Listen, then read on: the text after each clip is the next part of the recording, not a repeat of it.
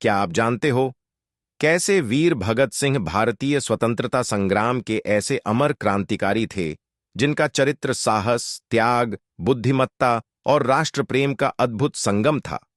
उनका जन्म 28 सितंबर 1907 को एक देशभक्त परिवार में हुआ, जहां बचपन से ही उन्होंने आजादी की भावना को आत्मसात कर लिया।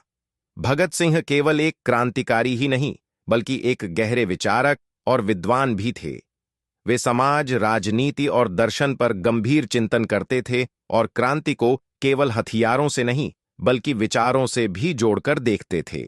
उनके चरित्र की सबसे बड़ी विशेषता निडरता थी।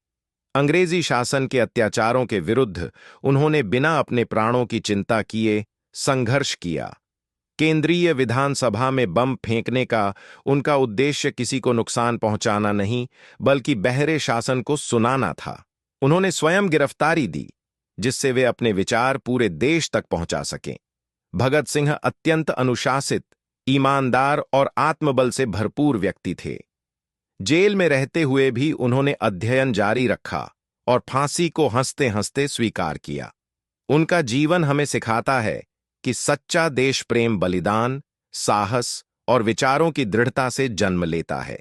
सब्सक्राइब करना ना भूले। धन्यवाद।